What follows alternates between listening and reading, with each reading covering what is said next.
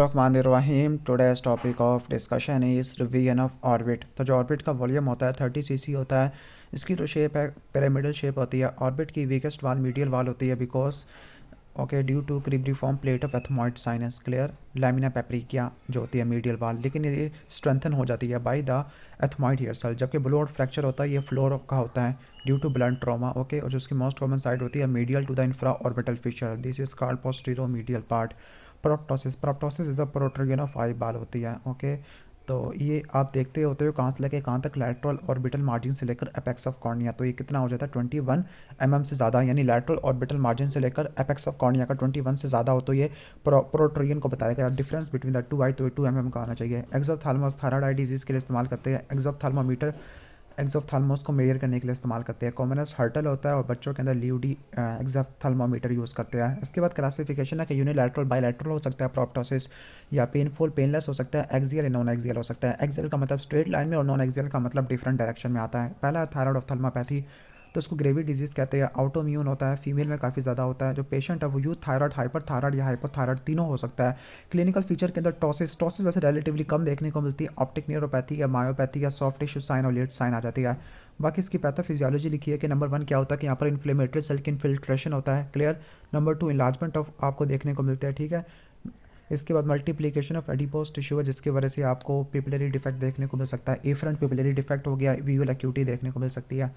Okay, बाकी इसके जो ट्रीटमेंट होता है सिस्टमिक स्टीरॉयड रेडियोथेरेपी देते हैं। Okay, anti inflammatory role of radiotherapy है। इसके बाद नेक्स्ट है कि सीवियर के केस में डीकम्प्रेशन करती है। डीकम्प्रेशन के अंदर मीडियल वाल को तोड़ देते हैं, और सबसे पहले मीडियल फिर इन्फीरियर और फिर लैटरल वाल को तोड़ देते हैं। उसके बाद मायोपैथी है। मायोपैथी में रिस्ट्रक्टिव मायोपैथी होती है, इसमें डिप्लोपिया स्क्विंट हो जाएगा।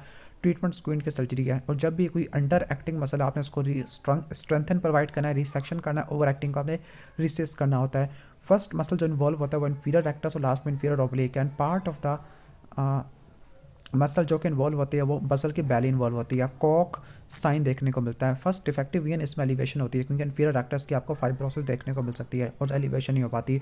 फोर्स डक्शन टेस्ट करेंगे तो ये रिस्ट्रिक्टिव पैथोलॉजी और पैरालिटिक पैथोलॉजी में देखने को मिलेगा। तो जो हमारा होता है पैरालिटिक पैथोलॉजी के अंदर क्या होता है कि जो सुपीरियर ओब्लिक है can be elevated by the forceps. Okay, लेकिन रिस्ट्रिक्टिव के अंदर जो सुपीरियर ओब्लिक है ये can not be elevated due to fibrosis. ठीक हो गया, क्लियर। तो ये हो जाएगा। इसके बाद है सॉफ्ट टिश्यू साइन होती है। सॉफ्ट टिश्यू साइन के अंदर कौन क्या आ जाती है आपके एडीमा अराउंड द आइट की मोसिस है, सुपीरियर लिम्बिक केराटोकंजक्टिवाइटिस हो सकता है। बाकी ट्रीटमेंट के अंदर एड्रेनालिन एसिटाइलसिस्टीन यूज़ करना to dissolve the mucus. Late sign के अंदर क्या हो सकता है? ओके, तो लेट साइन में डायलिम्पल साइन है जिसमें लिड की रिट्रैक्शन होती है। वोन ग्राफी साइन लिड की लिड लैग होता है। कोचर साइन जिसमें स्टेरिंग लुक अपीयरेंस होता है। एक्सट्रीम लिड रिट्रैक्शन भी कहते हैं, स्टेरिंग साइन होता है। स्टेल्विक साइन में इनफ्रीक्वेंट ब्लिंकिंग होती है, क्लियर। इसका जो ट्रीटमेंट होता है आपने लिवेटर पाल्पेब्रियस सुपिरियरिस की रिसेक्शन करनी होती है। What is the medical treatment of lid lag? तो गुआनिथिडीन आपने ड्रॉप देनी होती है, क्लियर। बाकी यहाँ पर sequence of surgery done in thyroid, पहले डीकम्प्रेशन और फिर स्क्विंट और फिर लिड सर्जरी परफॉर्म की जाती है। इसके बाद ऑर्बिटल सेलुलाइटिस है। तो जो ऑर्बिटल सेलुलाइटिस होता है ऑर्बिटल सेप्टम से पीछे वाले स्ट्रक्चर की इन्फ्लेमेशन होती है, आगे वाले को प्रीसेप्टल सेलुलाइटिस कहते हैं। इंसेक्ट बाइट की वजह से होता है। कॉम्प्लिकेशन क्लिनिकल फीचर, तो इसमें यूनिलैटरल होता है, पेनफुल प्रोप्टोसिस होता है, रिस्ट्रिक्टेड आई मूवमेंट होती है due to proptosis. Third fourth six involvement, third fourth six nerve not involve. Okay, यहाँ पर रिस्ट्रिक्टेड आई मूवमेंट प्रोप्टोसिस की वजह से होती है, क्लियर। फीवर और मलेज भी आपको देखने को मिलता है। ट्रीटमेंट के अंदर क्या ओकुलर इमरजेंसी है because of risk of causing cavernous sinus thrombosis. The patient को एडमिट करना है, आपने इंट्रावेनस एंटीबायोटिक स्टार्ट करनी है एरोबिक और एनारोबिक के लिए, एंटी इन्फ्लेमेटरी ड्रग देनी है। इसके बाद है हमारा कैवर्नस साइनस। तो थर्ड फोर्थ फिफ्थ हमारी कहाँ पड़ी होती है? इसकी लैटरल वाल के अंदर, और जो छठी और इंटरनल कैरोटिड आर्टरी मीडियल वाल के अंदर पड़ी होती है। अब इसका जो फर्स्ट साइन होता है वो सिक्स नर्व पाल्सी होता है। थर्ड फोर्थ सिक्स की इन्वॉल्वमेंट होती है जिसकी वजह से total restriction of eye movement देखने को मिलती है। आपको लाइट रिफ्लेक्स नहीं देखने को मिलता, आपको एकोमोडेशन रिफ्लेक्स नहीं देखने को मिलता, पांचवें की वजह से ब्लिंक रिफ्लेक्स नहीं देखने को मिलेगा। बाइलैटरल होती है, पेनफुल प्रोप्टोसिस होती है, पैपिलिडीमा भी देखने को मिलेगा, मास्कुलर टेंडरनेस है, टॉसिस ऑल एक्सेप्ट। ओके, ठीक हो गया। तो टॉसिस वगैरह ये आपको देखने को मिल सकती है। नेक्स्ट क्वेश्चन की तरफ चलते हैं हम। ट्रीटमेंट में इंट्रावेनस एंटीबायोटिक, एरोबिक और एनारोबिक और एंटी इन्फ्लेमेटरी ड्रग, इसका प्रोग्नोसिस पुअर होता है। क्लियर। इसके बाद lacrimal gland tumour non axial होते हैं। बिनाइन के अंदर most common tumour pleomorphic adenoma होता है। क्लियर। और जो मैलिग्नेंट के अंदर प्लियोमॉर्फिक एडिनोकार्सिनोमा म्यूकोम एपिडर्मॉइड वाला आ जाएगा, वो एडिनॉइड सिस्टिक जो कि मोस्ट डेंजरस होता है। पल्सेटाइल प्रोप्टोसिस क्यों होती है? कैरोटिड कैवर्नस फिस्टुला की वजह से हो सकती है। क्लियर।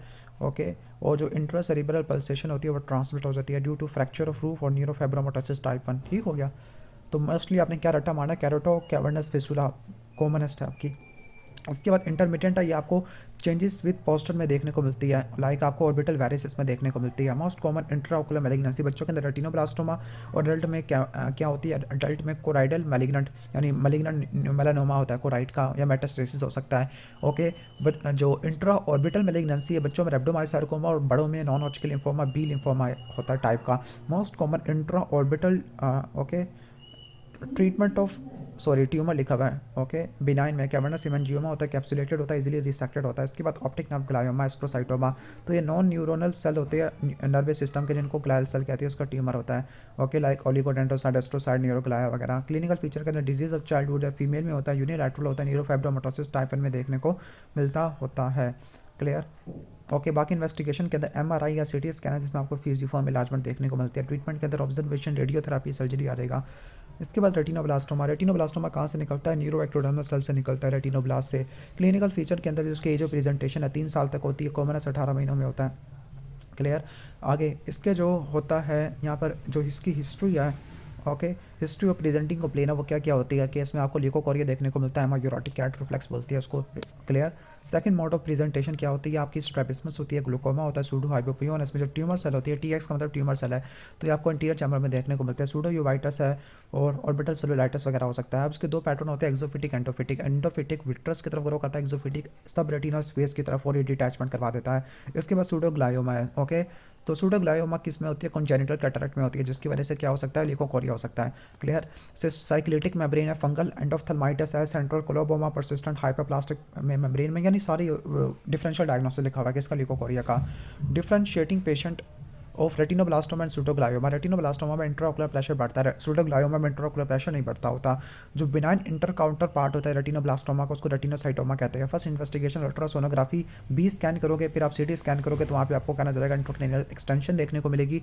एमआरआई में आपको ये जो इन्वेस्टिगेशन और चॉइस कौन सी? एमआरआई है। और एक्सरे में आपको क्या देखने को मिलेगा? ऑप्टिक फोरामिन की व्यू देखने को मिलेगा, रीजी व्यू कहते हैं। Clear. Enlargement of optic foramen होता है, और इसकी जो मोस्ट कॉमन स्प्रेड है वो through the optic nerve to the brain होती है। Estimation of enzyme in the aqueous humour, तो ये रेटिनोब्लास्टोमा में बढ़ जाते हैं, लाइक लैक्टेस डीहाइड्रोजिनेस आइसो, ये एंजाइम है लैक्टेट डीहाइड्रोजिनेस फास्फोग्लूकोआइसोमरेस और न्यूरॉन स्पेसिफिक इनोलेस। क्लियर। ठीक हो गया। बाकी इसकी पैथोलॉजी या ग्रोस में नेक्रोसिस और कैल्सिफिकेशन होती है। माइक्रोस्कोपिक में डिफरेंशिएटेड के केस में आपको हॉर्मर राइट, फ्लेक्सनर, विंटर स्टीनर और फ्लोरिड्स देखने को मिल सकती है। रोजेट्स और फ्लोरिड्स है, हॉर्मर राइट्स और फ्लेक्सनर, विंटर स्टीनर। क्लियर। इसकी जो मोस्ट कॉमन म्यूटेशन है वो 13q14 की वजह से होती है। ओके।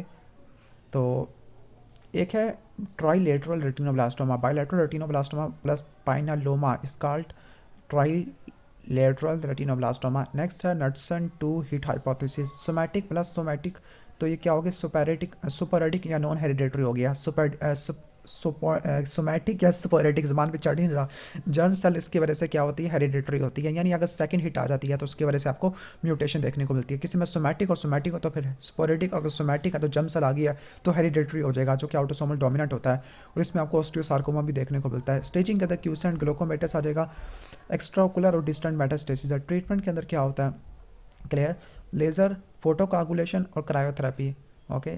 तो ये यूज़ करते हैं जब ट्यूमर 3 mm से कम या इससे बराबर देखने को मिलता होता है। क्लियर। रेडियोथेरेपी में एक्सटर्नल बीम रेडियोथेरेपी और ब्रेकियोथेरेपी करते हैं। ब्रेकियोथेरेपी में क्या यूज़ करते हैं? कोबाल्ट 60 और RU106 है। थर्मोथेरेपी में thermal effect of diode use करते हैं। कीमोथेरेपी में कार्बोप्लास्टिन 80% और विनक्रिस्टन यूज़ करते हैं। सर्जरी के अंदर इन्यूक्लिएशन फॉर इंट्राक्युलर ट्यूमर, और अगर बाहर निकल गया तो एक्सेंट्रेशन करते हैं। क्लियर। ठीक हो गया। इसके बाद सर्जरी को एक्सप्लेन कर रहा है, तो आयरन डेपोजिशन यहाँ पे लिखी है। अच्छा, आयरन की डेपोजिशन कहाँ कहाँ पे हो सकती है? आयरन की deposition in the form of Stocker line हो सकती है ट्रेजियम के अंदर। ओके। फेरी लाइन के फॉर्म में, जो कि ट्रेबिकुलोक्टमी ब्लब्स में देखने को मिलता है। हर्टस्टन सेली लाइन है, ये आपको मिडल एंड लोअर में देखने को मिलती है, मिडल एंड लोअर 1/3 में देखने को मिलती है। इसके बाद फ्लैशनर रिंग होती है जो कि आपको केराटोकोनस में देखने को मिलती है। ई न्यूक्लिएशन के अंदर आई बॉल और maximum part of optic nerve को निकाल देती है। क्लियर, 10 mm से लेकर 15 mm के पार्ट को निकाल देती है और ये 10 दिन के अंदर करती है या सेम सिटिंग में करते हैं। प्रोस्थेटिक हम अप्लाई करते होते हैं। क्लियर, 6 से लेकर 8 हफ्तों के बाद प्रोस्थेटिक का अप्लाई करते हैं। इसके बाद एक्सेंट्रेशन है, इसमें तमाम ऑर्बिटल कंटेंट को निकाल देती है। इंडिकेशन क्या होती है, ट्यूमर है, म्यूकोरमाइकोसिस है। क्लियर, ठीक हो गया। इसमें पेरियोस्टियम को स्ट्रिप कर देते हैं, लीड को कट कर देते हैं। It is use for grafting for cosmetic reason है। इसके बाद ई विस्ट्रेशन है, ई विस्ट्रेशन में फ्रेल एक्सियन करती है, कट कॉर्निया है, स्कूप आउट, यानी अगर सक्लेरा को अगर बचा देती है कुछ ना कुछ एंटीरियर पार्ट ऑफ सक्लेरा, तो वो क्या होती है, फ्रेल होती है। क्लियर, ठीक हो गया। तो इसकी इंडिकेशन है पैनऑफ्थल्माइटिस है। बाकी आर्टिफिशियल आई देती है प्रोस्थेसिस वाला। पैनऑफ्थल्माइटिस और एंडोफ्थल्माइटिस है। पैनऑफ्थल्माइटिस का मतलब है कि रिस्ट्रिक्टेड ऑकुलर मूवमेंट, एंडोफ्थल्माइटिस के अंदर रिस्ट्रिक्टेड ऑकुलर मूवमेंट नहीं होती। एंडोफ्थल्माइटिस के अंदर रेटिना और विट्रस की इन्फ्लेमेशन होती है। क्लियर, बाकी दूसरे फीचर्स होती है और बाकी फीचर्स सेम होती है। क्लियर, अब पैनऑफ्थल्माइटिस के अंदर क्या होता है, पैनऑफ्थल्माइटिस के अंदर आपको फ्रंटल ग्लोनी देखने को मिलता है, पेन देखने को मिलता है। ट्रीटमेंट क्या होगा, इंट्राविट्रल एंटीबायोटिक यूज़ करोगे।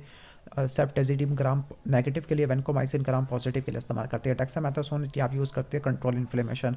Clear, antibiotic contraindicated intravitreous. Intravitreous कौन सी नहीं देनी, जेंटामाइसिन और डमीकेसिन, क्योंकि मैक्यूलोटॉक्सिक होती है। जबकि एंटीफंगल जो कि इंट्राविट्रली दी जाती है, वेम्फोटेरेसिन भी और वोरिकोनाजोल आ जाती है।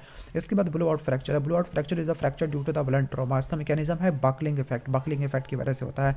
क्लिनिकल फीचर के अंदर पेरीओकुलर एकाइमोसिस है, लाइक ब्लैक आई या पांडा आई हो सकता है। रखून आई हो सकता है, लाइक बायलैटरल होता है।